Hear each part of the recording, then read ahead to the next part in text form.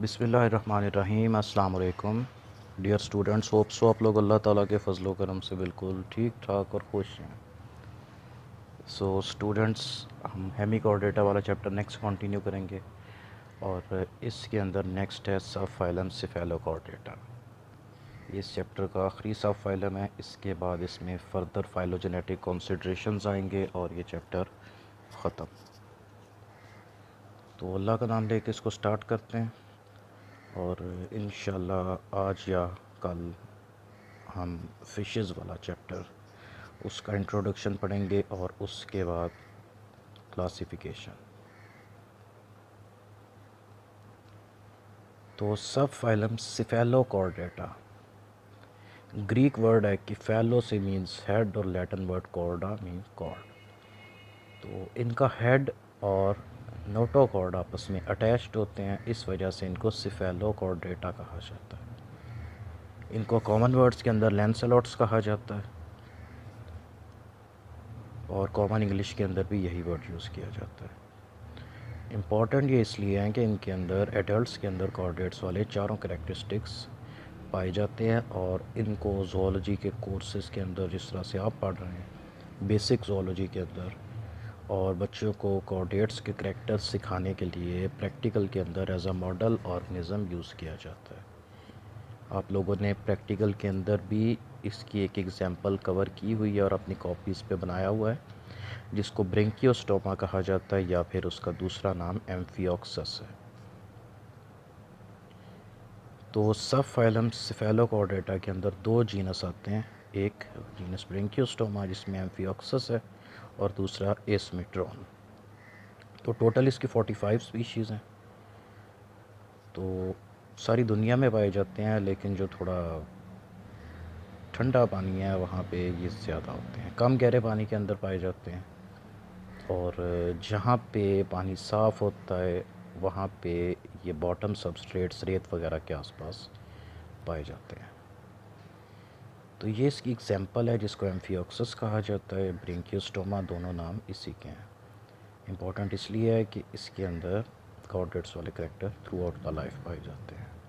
और ये इसकी दूसरी एग्जांपल जिसको एसिमेट्रॉन कहा जाता है, reason being it's asymmetrical body. External features के अंदर साइज़ इनका छोटा, मैक्सिमम 5 सेंटीमीटर तक होता है। देखने में ये टैडपोल या छोटी सी फ़िश की तरह के लगते हैं। तो बॉडी लंबी और लेटरली फ्लैटेंड यानी कि चिपटे होते हैं। तो ये डॉर्सो लेटरली फ्लैटेंड होते हैं, मतलब ये कि जिस तरह से फ़िश होती है इस तरह से छोटी फ़िश। इनकी बॉडी ऑलमोस्ट ट्रांसपेरेंट होती है और इसके इंटरनल सिस्टम्स इसको डायसेक्ट किए बगैर ही नज़र आ रहे होते हैं। तो शेप स्ट्रीमलाइंड होती है, उसके बावजूद ये स्विमिंग में इतने अच्छे नहीं होते और अपना मोस्टली टाइम ये बॉटम सेडिमेंट्स, रेत और पत्थरों के अंदर दबे हुए गुजार देते हैं। तो इसकी पोजीशन ये होती है कि इसका सर थोड़ा सा रेत से बाहर निकला होता है, ये इसकी एग्जांपल है। ये जो ब्राउन कलर का क्यूबिक स्ट्रक्चर है ये बॉटम सेडिमेंट्स यानी कि रेत वगैरह है, ये इसके अंदर अपनी बॉडी को दबा लेता है और अपना मुंह थोड़ा सा बाहर निकाल लेता है और पानी के अंदर से छोटे छोटे पार्टिकल्स और ऑर्गेनिज़म्स को फ़िल्टर करके उनको खाता रहता है। नोटिस कीजिएगा कि इसके अंदर कोऑर्डिनेट्स वाले चारों करैक्टर मौजूद हैं, notochord, dorsal hollow nervous system, postanal tail और फेरेंजियल स्लिट्स। ठीक है, इसका एक्चुअल साइज़ है कि हाथ के फिंगर के कंपैरिजन में इतने साइज़ का होता है। और लेफ़्ट पिक्चर के अंदर बॉटम सेडिमेंट्स में नज़र आ रहा है और इसके अंदर इसका नर्व कॉर्ड और नोटोकॉर्ड वगैरह क्लियरली विजिबल है। नेक्स्ट बात करते हैं इसके नोटोकॉर्ड की। तो ये हेड से लेकर टेल तक इसकी पूरी बॉडी के अंदर मौजूद होता है। तो चूँकि ये हेड के साथ कनेक्टेड होता है इस वजह से इनका नेम सेफेलोकोऑर्डिनेटा है। बाकी कोऑर्डिनेट्स के नोटोकॉर्ड के बरक्स, जिनके अंदर वैक्यूलेटेड सेल्स होते हैं, इसके अंदर जो सेल्स होते हैं नोटोकॉर्ड के आसपास पाए जाते हैं वो मसल सेल्स होते हैं। इस वजह से इसका जो नोटोकॉर्ड है ये कॉन्ट्रैक्टाइल होता है और इसको फ़ायदा ये होता है कि बर्रोइंग एक्टिविटी के अंदर मतलब कि बॉटम सेडिमेंट्स रेत वगैरह के अंदर जब ये घुसते हैं तो फोर्स लगाने के लिए अपने नोटोकॉर्ड को कॉन्ट्रैक्ट और रिलैक्स करते हैं। उससे ये होता है कि ये रेत वगैरह के अंदर इजीली नीचे पुश करके चले जाते हैं। और इसी तरह से अगर इनको तैरना पड़े तो ये उन्हीं मसल फाइबर्स को यूज़ करते हैं, उनको रिलैक्स करते हैं, तो नोटोकॉर्ड जो है ये थोड़ा ज़्यादा फ्लेक्सिबल हो जाता है और उससे फिर ये आगे को तैर लेते हैं।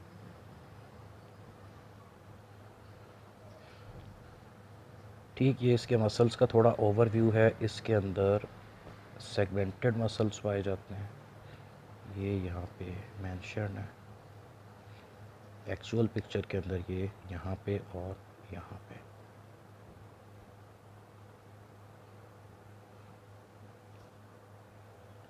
नेक्स्ट ये एम्फियोक्सस की डिटेल्ड एनाटॉमी है। इसके अंदर जो और जितने ऑर्गन्स और ऑर्गन सिस्टम्स प्रेजेंट हैं वो सारे के सारे इसके अंदर मेंशन है। तो इसके अंदर किसी भी तरह का क्वेश्चन आपको आता है मेंटेनेंस फंक्शन से रिलेटेड, तो आप उसके अंदर यही एक डायग्राम किसी के भी साथ बना सकते हैं, क्योंकि इसमें इसके सारे के सारे फंक्शंस मेंशन्ड हैं। उसके बाद जो नोटोकॉर्ड की दोनों साइड्स पे मसल सेल्स पाए जाते हैं, इनमें अंडुलेटिंग यानी कि alternate movements of contraction and relaxation वो प्रोड्यूस होती हैं, जिससे ये पानी में आगे तैरता है। तो बॉडी के अंदर जो लॉन्गिट्यूडनल यानी कि लंबाई के रुख और वेंट्रोलेटरल यानी कि निचली साइड और लेफ़्ट राइट साइड वाले जो फोल्ड होते हैं, उससे ये तैरने के दौरान पानी में अपनी पोजीशन सीधी रखता है। इसके अलावा इसमें मीडियन डॉर्सल फिन होता है, यानी कि इसकी कमर वाली साइड के ऊपर, और ये नीचे वाले जो फिन्स होते हैं, इससे ये अपनी पोजीशन को सीधा रखता है और पानी में लेफ़्ट राइट स्टीयर करने के लिए, मुड़ने के लिए इसको हेल्प मिलती है। तो एक्चुअल फ़िश वाले स्केल्स इसके अंदर नहीं होते। इस तरह से फ़िश के अंदर फ्लिपर्स होते हैं और उसको तैरने में ज़्यादा हेल्प करते हैं, वैसे इसके अंदर नहीं होते।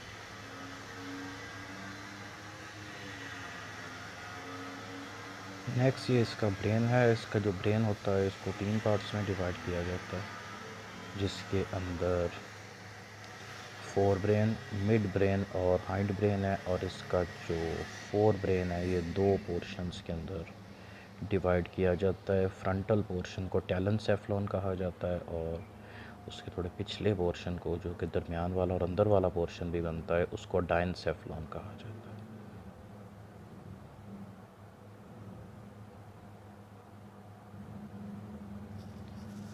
उसके बाद इसकी बॉडी के डिविजन्स फर्स्ट ऑफ ऑल है ओरल हुड, फेरेंक्स और एट्रियम। ये इसके माउथ और इसके डाइजेस्टिव सिस्टम के पार्ट्स हैं। ओरल हुड इसका, ओरल मीन माउथ, हुड आगे को बढ़े हुए हिस्से को कहते हैं। तो ये इसकी बॉडी के एंटीरियर एंड अगले सिरे पे होता है। वहाँ पे बहुत सारे फिंगर लाइक प्रोजेक्शंस होते हैं, जिनके ऊपर छोटे छोटे सीलिया लगे होते हैं, इनको सिरी कहा जाता है। तो ये इसके ओरल हुड से नीचे को लटकते हैं और इनका काम फीडिंग के अंदर होता है। उसके बाद में इसका माउथ आता है और माउथ इसका जाता है फेरेंक्स के अंदर। फेरेंक्स इसका गला। तो फेरेंक्स के अंदर दोनों साइड के ऊपर बहुत सारी फेरेंजियल स्लिट्स होती हैं, पेयर्स की फॉर्म में होती हैं, और इनको उनकी जगह पे रखने के लिए और सपोर्ट करने के लिए इनके नीचे गिल बार्स होते हैं, जो कार्टिलेज के बने होते हैं। ठीक है, ये इसके ओरल हुड वाला स्ट्रक्चर है जो थोड़ा आगे को बढ़ा हुआ है। और ये जो हैं फिंगर लाइक प्रोजेक्शंस, इनको सीरी कहा जाता है। ये जो पीछे स्ट्रक्चर नज़र आ रहा है ये इसके परफोरेटेड फेरेंक्स का स्ट्रक्चर है। तो ये एक एक्चुअल एम्फियोक्सस का सेक्शन कट करके उसकी स्लाइड है। इसके अंदर देखिएगा कि इसमें इसका ओरल हुड है, इसके सीरी हैं, उसके बाद इसका फेरेंक्स वाला पोर्शन है, और ये जो हैं स्लिट्स बने हुए ये इसके फेरेंजियल स्लिट्स हैं। इनके ऊपर जो ग्रीन कलर के डॉट्स नज़र आ रहे हैं ये फूड पार्टिकल्स हैं। इसके माउथ से पानी अंदर जाता है, मतलब कि पानी यहाँ से एंटर होगा, यहाँ से जाएगा गले में, फेरेंक्स में और फेरेंजियल स्लिट्स। यहाँ से जो पानी होता है वो तो फ़िल्टर होकर बाहर निकल जाता है और उसमें मौजूद जो फूड पार्टिकल्स हैं वो यहाँ पे चिपक जाते हैं, जिनको फिर ये खा लेता है। ये इसकी गिल बार्स अगर ऊपर से देखी जाएँ तो इस तरह से नज़र आती हैं, प्राइमरी और सेकेंडरी गिल बार्स। जिनके अंदर बहुत बारीक बारीक ब्लड वेसल्स भी होते हैं, जिससे फिर गैस एक्सचेंज होता है। ठीक, ये इनका मज़ीद थोड़ा जूम इन करके स्ट्रक्चर है। इसमें जो बॉक्स बॉक्स से बने हुए हैं, ये स्ट्रक्चर इस वजह से इस तरह का होता है ताकि सरफेस एरिया ज़्यादा किया जा सके। जितना सरफेस एरिया ज़्यादा होगा, गैस एक्सचेंज उतना ही बेहतर तरीके से होगा। तो नेक्स्ट है एट्रियम। एट्रियम बॉडी वॉल का ही आगे को बढ़ा हुआ हिस्सा होता है, जो कि फेरेंक्स से आगे होकर जहाँ पे बॉडी के दरमियान वाली मिड लाइन बनती है, वहाँ पे आपस में जुड़ जाता है। इसको एट्रियम कहा जाता है। मसलन बिल्कुल जिस तरह सर पे पहनने वाला हुड होता है ना, उसमें जो सर डालने वाला कैप वाला पोर्शन होता है आगे को बढ़ा हुआ इस तरह से, तो ये इसके फेरेंजियल रीजन को चारों तरफ से सराउंड करता है। जिस तरह सर पे हुड पहन ले तो सर को सराउंड करता है, ये वाला जो एट्रियम है ये फेरेंजियल रीजन को सराउंड करता है। तो इसका एक्चुअल फ़ायदा ये होता है कि जब ये बॉटम सेडिमेंट्स के ऊपर ऊपर तैर रहा होता है, ये उनके अंदर सर फंसा रहा होता है अपना जाके, तो ये इसके फेरेंक्स की फ़िल्टर फीडिंग वाली जो सरफेस है और इसके फेरेंजियल स्लिट्स हैं, उसमें रेत मिट्टी फंसने से बचाता है। तो एट्रियम के अंदर एक ओपनिंग होती है जिसको एट्रियोपोर कहा जाता है। ठीक, तो ये वो आगे को बढ़ा हुआ हिस्सा है जो इसके फेरेंक्स और नीचे से बॉडी सारी को प्रोटेक्ट करता है, जिसको एट्रियम कहा जाता है। और एट्रियम के अंदर ये ओपनिंग है जिसको एट्रियोपोर कहते हैं। फ़ायदा इसका ये है कि जब ये सेडिमेंट्स में, मतलब कि जिस तरह ये रेत मिट्टी वगैरह में अपनी बॉडी ऊपर नीचे कर रहा होता है और इसमें घुस रहा होता है, तो तब ये इसके फेरेंक्स वाले रीजन को और इसकी नीचे से बॉडी को रगड़ लगने से बचाते हैं। नेक्स्ट है न्यूट्रिशन एंड फीडिंग। ये इसके मेंटेनेंस फंक्शंस हैं। तो फ़िल्टर फीडर्स होते हैं। फ़िल्टर फीडिंग के लिए इसकी जो पोजीशन वही है जो भी हमने पिछली स्लाइड के अंदर देखी है। तो ये अपने आप को सेडिमेंट्स में दबा लेते हैं, अपना मुंह थोड़ा ऊपर को उठा लेते हैं।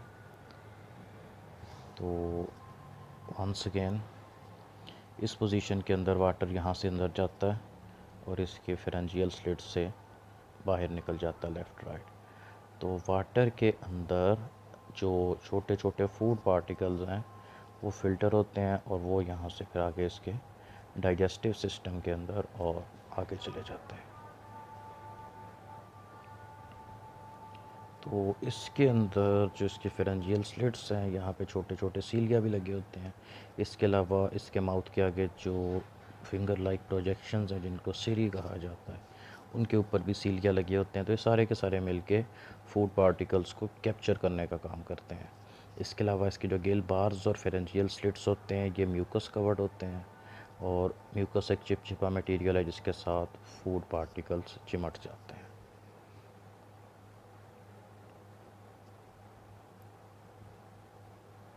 तो ये इसका डाइजेस्टिव सिस्टम है।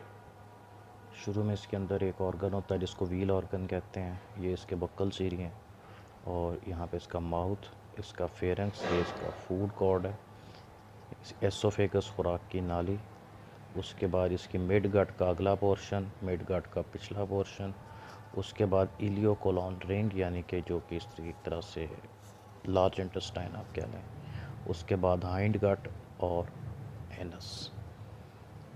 तो इसके अंदर बाकी चीज़ें सीधी हैं। जो व्हील ऑर्गन है इसको थोड़ा डिटेल से डिस्कस करते हैं। तो अगर हम इसको सामने से देखेंगे, फॉर एग्ज़ाम्पल ये जो स्लाइड थी ना, इसके अंदर हम इसको साइड से देख रहे हैं। अगर इसको हम इधर से सामने वाली साइड से देखेंगे तो व्हील ऑर्गन हमें इस शेप के अंदर नज़र आता है। तो गोल होता है व्हील की तरह से और इसके अंदर एक सर्कुलर फॉर्म के अंदर थोड़े ट्विस्टेड से टेंटिकल्स लगे होते हैं। एक तो फीडिंग में हेल्प करते हैं, दूसरा इनके साथ एसोसिएटेड स्ट्रक्चर होते हैं जिनको सेंसरी पैपिली कहा जाता है। तो ये कीमो रिसेप्शन का काम करते हैं। और यही अगर हम इसकी बॉडी के अंदर से ट्रांसवर्स सेक्शन काटें तो फिर ये हमें इंटरनली इस तरह से नज़र आता है कि ये इसका ओरल हुड है, ये इसके बुक्कल सीरी हैं जो कट ऑफ हो गए और ये इसकी बुक्कल कैविटी और माउथ है। उसके बाद नोटोकॉर्ड है, डॉर्सल होलो नर्वस सिस्टम है और इसके डॉर्सल फिन वगैरह। मतलब कि इसकी बॉडी दरमियान से कट की जाए तो हमें इस तरह से नज़र आती है। तो डाइजेशन इन गट के अंदर, गट मीन डाइजेस्टिव सिस्टम है इसका, सीलिया फूड और उसके साथ लगे हुए म्यूकस को आगे को मूव करते हैं, जिससे एक फूड कॉर्ड बनती है। तो सीलिया का एक रिंग होता है, वो फूड कॉर्ड को घुमाता है, उसके ऊपर से फूड को अलहदा कर देता है। डाइजेशन इसके केस के अंदर एक्स्ट्रा सेलुलर और इंट्रा सेलुलर दोनों तरह की होती है। डाइजेस्टिव सिस्टम का एक डाइवर्टिक्यूलम यानी कि एक आगे को बढ़ा हुआ हिस्सा, उसको मिड गट सीकम कहा जाता है, ये आगे को थोड़ा बड़ा होता है बॉडी में। तो ये फेरिंग्स की राइट साइड के ऊपर आकर ख़त्म हो जाता है, इसका एंड ब्लाइंड होता है यानी कि आगे से बंद होता है, और इसका काम होता है डाइजेस्टिव एंजाइम सेक्रीट करना, जो कि फूड के अंदर ऐड होकर उसको फर्दर डाइजेस्ट करते हैं। और लास्ट पे एनस है जो वेंट्रल फिन के थोड़ा सा लेफ़्ट साइड पे होती है। उसके बाद आता है ब्लड वास्कुलर सिस्टम और एक्सक्रीटरी सिस्टम। तो सेफेलोकॉर्डेट्स के अंदर ट्रू हार्ट नहीं होता, इसकी जो मेजर ब्लड वेसल्स हैं वो कॉन्ट्रैक्ट और रिलैक्स करती हैं, जिससे ब्लड आगे को प्रोपेल होता है। इसके ब्लड के अंदर अमीबॉइड सेल्स पाए जाते हैं, जो कि वाइट ब्लड सेल्स की एक टाइप होती है, और इसके अंदर ये ब्लड है डायरेक्ट टिश्यूज़ को जाके टच करता है। इसके अंदर भी ब्लड स्पेसेस बनी होती हैं जिनको ब्लड साइनसेस कहा जाता है, जैसे कि आपने यूनिरेमिया इंसेक्ट्स में पढ़ा था। वैसे एक्सक्रीटरी ट्यूब्यूल्स जो होते हैं ये भी सिलोमिक सेल्स होते हैं, जो कि फंक्शंस के हिसाब से थोड़े से मॉडिफाइड होते हैं। तो ये ब्लड और एक्सक्रीटरी ट्यूब्यूल्स के दरमियान में एक्टिव ट्रांसपोर्ट होती है, यानी कि एनर्जी लगाकर ब्लड के अंदर से जो वेस्ट मटेरियल है उनको इकट्ठा करके एक्सक्रीटरी ट्यूब्यूल्स के अंदर फेंका जाता है अगेंस्ट कंसंट्रेशन ग्रेडियंट। उसके बाद सिलोम और बॉडी कैविटी है। सिलोम इनके केस के अंदर रिड्यूस्ड होती है, और बाकी कोऑर्डिनेट्स की निस्बत ये सिर्फ़ और सिर्फ गिल बार्स, एंडोस्टेल और कोनेट्स के आसपास वाली जगह होती है। बाकी इसकी बॉडी में इसकी सिलोम नहीं फैली होती। नेक्स्ट आता है रिप्रोडक्शन एंड डेवलपमेंट। डाइशियस होते हैं, और इसके जो कोनेट्स होते हैं ये इसकी बॉडी की साइड्स पे बनते हैं, और आगे फिर एट्रियम वाले पोर्शन में जैसे जैसे डेवलप होते जाते हैं उधर को जाते जाते हैं। गैमीट्स इसके एट्रियम में रिलीज़ होते हैं और एट्रियोपोर के थ्रू इसकी बॉडी से बाहर चले जाते हैं। फर्टिलाइजेशन एक्सटर्नल है, इसमें एक लार्वा बनता है। डेवलपमेंट इनडायरेक्ट है, लार्वल स्टेज आती है। लार्वा बायलेटरली सिमेट्रिकल होता है और फ्री स्विमिंग होता है, और कुछ टाइम के बाद, कुछ टाइम जब कहा जाता है मतलब कि कुछ दिनों या कुछ हफ्तों तक पानी में तैरते हैं, खाते पीते हैं, उसके बाद सबस्ट्रेट पे यानी कि बॉटम में आकर सेटल डाउन हो जाते हैं, फिर खाते पीते नहीं हैं। फिर इनमें मेटामॉर्फोसिस होता है, ये अपनी शेप चेंज करते हैं और ये एडल्ट्स में कन्वर्ट हो जाते हैं।